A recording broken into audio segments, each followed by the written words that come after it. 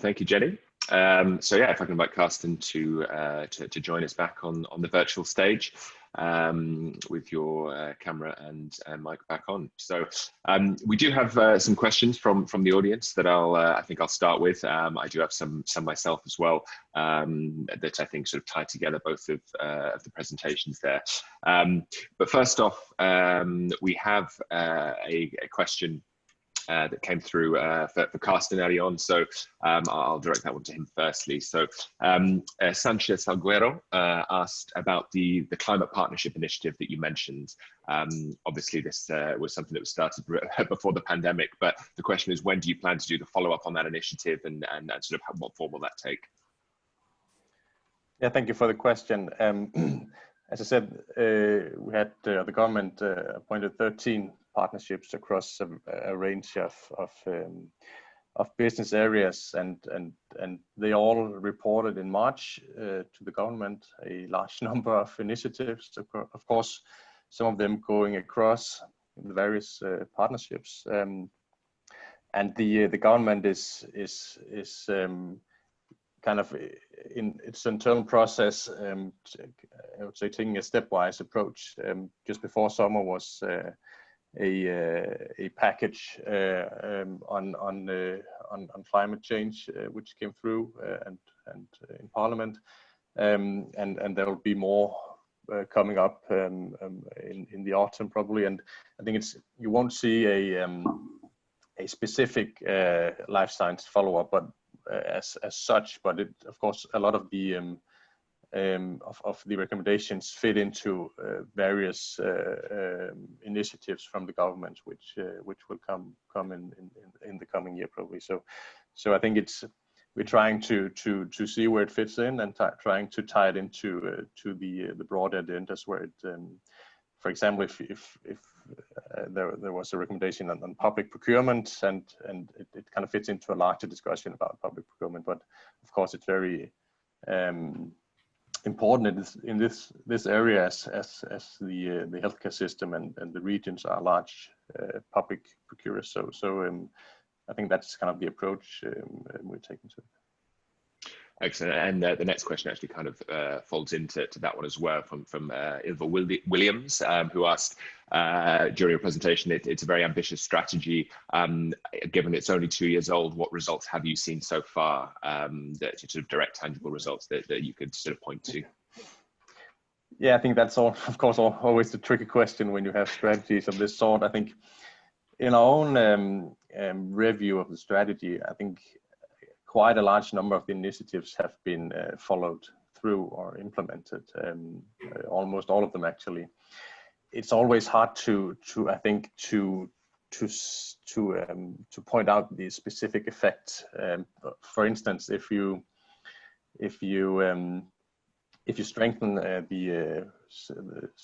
you establish trial nation, of course the Organization for Clinical Trials, you want to at some point see an uptick in the number of clinical trials conducted in Denmark, and I mean that's one way of measuring it. And another example could be that you strengthen your export efforts by putting experts into the life science experts into the embassies in specific countries.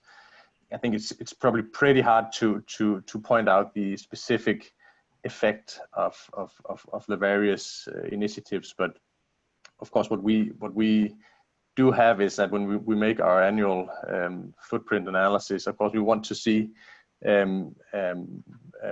growth in these areas that we have pointed out in the strategy, and I think when we publish the analysis in a couple of weeks, you'll see that in general, but to make the actual causal or to point out the causation between the strategy and the effect is a little bit difficult probably in a number of these areas, to be honest. So of course that's something we're working on, to be better at measuring actually how the initiatives actually affect what we want to achieve. But I think, and maybe Jenni has an approach that's better than ours, but I think it's always difficult with these kinds of strategies to pinpoint the exact effect.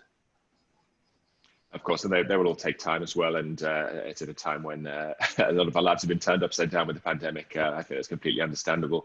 Jenni, a question that came through to you from during your presentation from Lucy Roberts-Shaw was around, I guess, as I understand it, the more traditional medtech industry or medical technology industry, and if there was enough support. You know, you've talked about some of the data-driven science, the growth of the health tech sector there, but is there enough support and showcasing the great products that Sweden has developed in the sort of traditional medical device industry in your eyes? I think that the medical device industry and the medtech industry, they have always seen themselves not as part of life sciences, which we definitely do see them, and not getting so much attention. And I think that if you could talk about something as a benefit of COVID, which you can't, but at least there is an effect of COVID that we definitely see the necessity of medical technology to society. And I think that will become much more important. And we're starting to see so much uses of combination between both pharma and medical technology, and data-driven innovation as a whole. So I think for the last years, some of the most exciting new businesses that we have seen have been a lot within medical technology and data-driven innovation, data-driven science. And so I think that the measures from an industry perspective, they should always say that the support and the visibility should be better. But I think definitely that we are starting to see a change also in the culture, that it's not pharma versus medtech or biotech. It's a really convergence of a whole, and it all very much dependent on collaboration with healthcare and with the patients, also in the whole ecosystem. So we can't really divide that. Yeah, I mean, I couldn't agree with you more on that topic of, I guess, convergence and how, I guess, digital technologies alongside traditional medtech and sort of therapeutic drugs are all converging in a way that we've not seen before. And it's a very exciting time. On that collaboration point as well, and I guess this is picking up from something you mentioned, Jenni, about collaboration in the Nordics. I guess, you know, do you see, could there be more that it's done across obviously Denmark and Sweden, but also Norway and Finland and even Iceland in sort of collaborating more? I guess this is a question to both of you around sort of a sort of Nordic life sciences strategy in any way, or, you know, could that evolve any further? Oh, definitely so. We have one of our 30 targets or objectives of the really strategy is really to leverage from the Nordic collaboration, because we have a lot of collaboration, but I think that we need to strengthen that more for our global competitiveness. And I think that there are great opportunities due to our similarities. We also have a lot of differences where we really have complementary technologies that can work together in that sense. And COVID has challenged the Nordic collaboration, and therefore I see a vehicle like the Nordic Ministerial Council is now important. I think that that is becoming much more important than we have ever seen, and I think that there's a job for me and Carsten and our colleagues also in the other Nordic countries to join forces. And there we won't see outcomes of the Nordic collaboration in terms of the economy, but I think that even to measure input factors here is driving development. And Carsten, any thoughts on that? No, I mean, I fully agree. I think me and Jenni actually, we were starting to actually do that just before the pandemic hit us in March. So trying just to get back to normal work. I think that's one of the points that we have to take up again very soon. Yes, and when it comes to implementation of new advanced therapies, of the new cars, of the for rare diseases, I mean, we are already, of course, joining forces. There's a strong collaboration between the regulatory agencies that we have in the Nordics. But what I think and what I think is really inspiring from Denmark is it's really the new Green Deal set forth for the future. I think that that is something for the Nordics. I'm pretty sure that we have the most competitive also production within life sciences when it comes to sustainability. And if we can showcase that, that will grow new businesses for the future.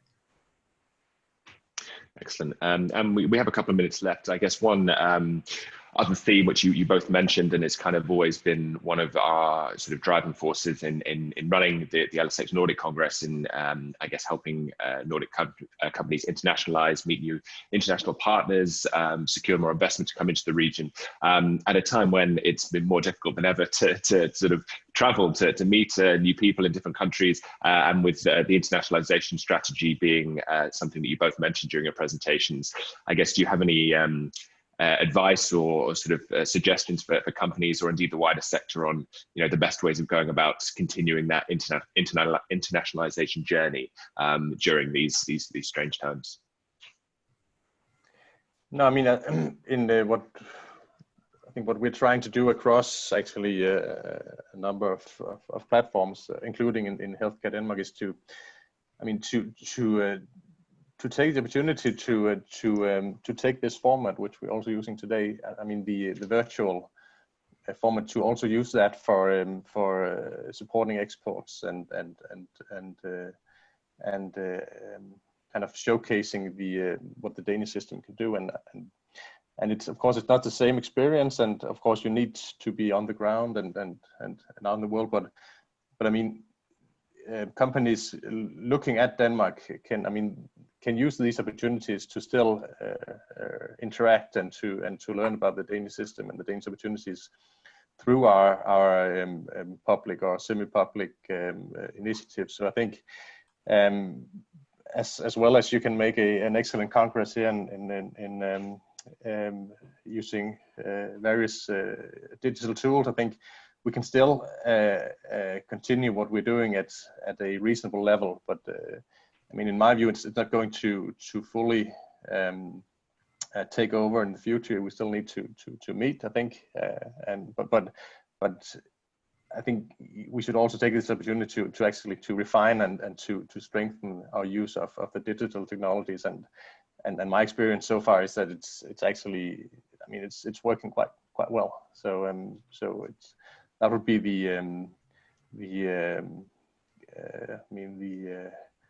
the answer from here, to use the opportunities which are actually presented. Jenni, any final thoughts on that point? Yes, I do think that we are in the international interchange and interplay now. We are really increasing quality so much. I mean, every visit that will be planned will really be worked through through all the digital platforms, and that really opens up for a much wider participation. Not all companies can go on a delegation, on a ministerial delegation, but all can participate in really putting forth what they need to see on the agenda for that decision, and how that will benefit for them. And all companies can also join in afterwards in making so. So I think that will both be much more efficient and effective in a way. Then I totally agree with Carsten. We will never be able to replace the creativity that is needed. And for that we need the meetings. But we don't need to go for weekly meetings in Brussels. We can spend our time also from the government offices in another sense. And I think that will be beneficial for the future. Fantastic. Well, we have come to the end of our time. In fact, a couple of minutes over, and we have our next panel starting very shortly in 8 minutes. So for now, I'd like to say a huge thank you to Carsten and to Jenni for joining us for our opening keynote sessions this morning. I hope you all enjoyed the morning, and I encourage you to continue to join the rest of the sessions throughout the day and participate in all the sort of interactive elements on the platform we have. But for now, a big thank you to Jenni and to Carsten, and we'll see you shortly for the next session.